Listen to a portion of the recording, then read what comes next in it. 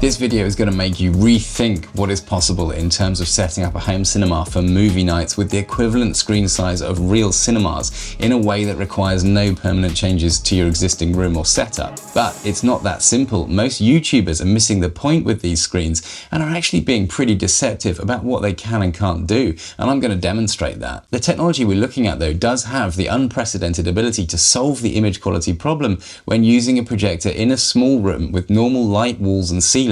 And this is something that makes normal projector setups totally fail on shots that have bright and dark areas due to uncontrolled reflections from the bright parts off your ceiling back onto the dark parts of the image. As well as solving this issue, this projector screen from Vividstorm has two tricks up its sleeve that work together to make it possible to have a hideaway home cinema that you can deploy in a few minutes and really recreate the cinema experience at home.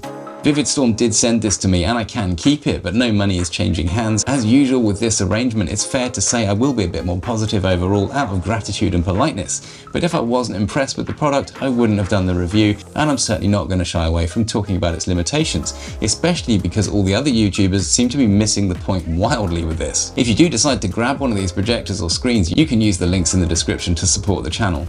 The first of the two secrets is that this is a fully automatic motorized screen that rolls itself away to allow the whole thing to be stored out of sight. And the second is the fascinating microstructured surface that allows for high contrast, even with ambient light in the room. And it's the significance of this point that seems to be being completely misunderstood by most YouTubers. As a cinema nerd from my media and film studies years at school, I've always been captivated by the experience of watching films on a big screen, but very often let down by the reality of going to a cinema. I hate how real cinemas often have so many issues: suboptimal seat position, interruptions and noise, people kicking your seats from behind, and then quite often there'll be some technical issue that'll just go unresolved for the whole film, not to mention the fact you can't pause for a toilet break. All these things we have to put up with just because they have the big screen for that as the director intended level of immersion. I think it's fair to say that most people don't have a room in their house that they can dedicate to being a home cinema, and I think it's also fair to say in most family homes the priorities of everyone in the family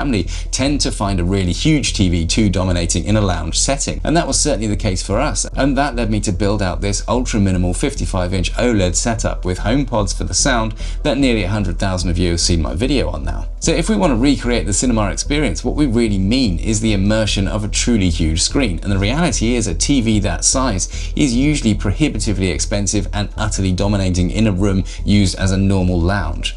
Not to mention extremely hard to install on the wall. This 55-inch OLED was quite hard enough. So first we need to understand how big in a home environment we really need the screen to be the equivalent of the cinema. And then we can use visual acuity to set a rough limit on that to keep the balance between immersion and sharpness. We're of course using a 4K projector, which I look at in more detail in a separate video, and that lets us really push things to the limits. I'm using the new Aura 2 from XGIMI, and it's an amazing thing. What it really comes down to is the field of vision that the screen occupies, and this is a way of putting a number on how much of your view is taken up by the width of the screen.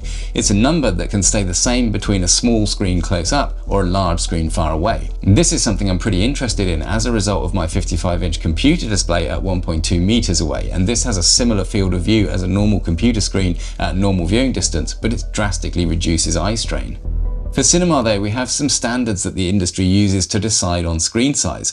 We have the SMTPE, THX and IMAX standards that we can look at, and these give a minimum field of view that someone sat on the back row of a cinema should experience. Of course, we don't want to settle for a back row experience here. We want the optimum for immersion. IMAX seems to be around 60 to 100 degrees, and SMTPE and THX suggest around 45 to 50 as an optimum field of view. So if we take the very average modern lounge we have here, we sit about 2.7 meters away from the screen. To get a 45-degree viewing angle here, we'd need a 100-inch screen. And it's quite surprising how huge the screen really needs to be to get cinema levels of immersion. So in terms of visual acuity, if you run the numbers through AI, we can see that a 45-degree field of view for a 4K source is pretty good, with actually some potential to go even bigger before we start to be aware of individual pixels. Now we know just how massive we need our screen to be, and this is in a pretty small room, we can see just how important it is that this whole setup needs to be able to be hidden away afterwards to avoid turning the whole room into a permanent home cinema. And this is where the Vividstorm screen comes in. This is such an impressive bit of kit. They're available in sizes up to 130 inches, which means it's of course very long. When it arrives in its box, this is immediately very striking, but once it's unpacked, it's only 4.5 inches high, and that is where it really gets fun. It literally fits under my sofa along with the projector when it's not in use. Then at the push of a button, up comes the screen, and quite amazingly it is astonishingly flat due to its tab tensioned mechanism. Seeing this do its thing in your room feels really amazing. It's really satisfying. And of course this whole system means there is just no installation needed at all. Compared to the effort I had to go to get my OLED on the wall, this is absolutely brilliant. When I first started looking at the screen, I could see a few horizontal creases in the screen, but the user guide assures me that they'll go away with regular use. And actually I've never noticed them when I'm projecting an image on it. So in a few minutes I can slide this out from under the sofa, plug it in and set up the projector. The screen comes with a dongle that plugs into the USB port of the projector, and that then means the screen goes up when the projector is powered on. This is by far the best way of controlling the screen, but you can use the remote or the button on the side as needed. It's possible to adjust the height of the screen should you need to, but I didn't actually need to with the XGIMI projector. Now we get on to the second trick that this screen has up its sleeve to make this such a good workflow for a hideaway home cinema, and that is its very clever microstructured surface that is designed to work with ultra short throw projectors. The screen is designed to stop light from above, which means it is far better at maintaining contrast in a room with normal light colored walls and ceilings that would normally bounce light back onto the screen. And of course it's the existence of ultra short throw projectors that makes this whole thing possible. This screen is the lenticular ceiling light rejection type. The advantage of this is that it looks good even when viewed off axis horizontally, but it does have reduced ability to reject ambient light from the sides compared to a Fresnel type ALR screen. Now the really interesting thing here is that most YouTube videos looking at this screen technology just go on about how these are so good they allow it to work even in daylight. And whilst this is sort of true, they're definitely better than a white screen. They're still not capable of deep blacks anywhere near a normal TV in this situation.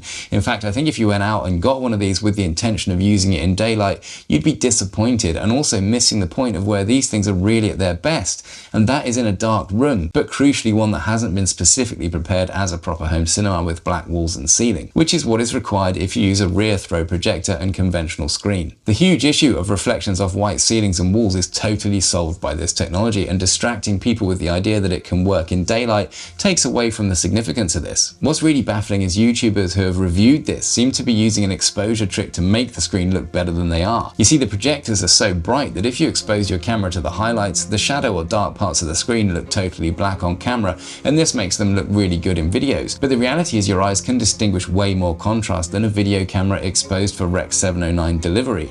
So what looks black on a YouTube video is actually still grey to the naked eye. I can easily demonstrate this by exposing for a dimly lit room and then opening the blind, and you can see just how grey those blacks become as more light comes into the room. This whole thing is only in daylight though. Once you dim the lights at nighttime, or if you have a blackout curtain, that's enough for the screen to really work its magic.